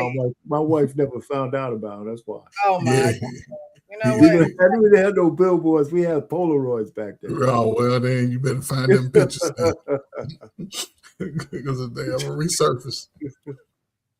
All right, guys. Well, we're gonna make our way out of here. Like I said, tonight's chill night. I appreciate you guys for hanging with me. And we will be back next Wednesday. Okay, I have to check out there's so many platforms to go back and forth and manage and things like that. I have to go back to that video that you sent me on YouTube because now you can send messages on YouTube. Did you find it? I have to go back and find it and watch it so we can review it because you said you thought it would be a good topic. It would be. I can't even remember where I put it now. It's a message on YouTube. People are sending me messages on YouTube now, and I wasn't even aware I was sending it on YouTube. Yeah, you can send messages on YouTube now, which is crazy. Like, why didn't they just reserve that for the platforms that you can already do that on? Well, anyway, so having 1 million followers on YouTube, why would they open those type of floodgates? It is what it is. So I do want to review that. But if you guys have any more videos that you want to review on Wednesday, because this is the men's forum, so this is the time for you guys to give your perspective. Like I said, we point out behaviors, but if you guys have any clips that you see that you want to go over, just send them to me and we'll if I can find it again, I'll send it because I forgot what I did with it. I didn't even know I was sending it to you on YouTube or something. Yeah, it's on YouTube. I think I can do that. So I have to even look where you're talking about that there's like a YouTube mail thing. You can. I don't know how to send them, but I definitely see them in my notifications when I'm okay. on YouTube. So I don't know how to send a message, but as a matter of fact, I think I did try to send somebody a message. I think Frank Champ Talk sir I sent him a message on YouTube. I think he was going live and I was trying to send him a message. But yeah, it's a lot. So definitely send them my way, you guys. I appreciate you. Have a great Thursday. We're almost there, about 40 more minutes or 50 more minutes, and we'll be there. So you guys enjoy your Thursday. Have a great weekend. And we will see you back here next weekend at 9 on a Wednesday. And if you have time, join us on Tuesday. Yesterday, we had a panel of adoptees, and we were talking about adoption refunds. I saw some of that. I didn't put it in. It was a good show. All adoptees, some people on the panel that hadn't been on the panel. I'm actually going to be going out to Maryland to do a podcast with one of the women who was on the show last night. I'm excited forward to that. And so if you have some time, check us out on Tuesday, but we'll definitely be back here on Wednesday night, 9 p.m. Eastern next week. Guys, be real with yourself so you can be real with others. All right. Take it easy. You too.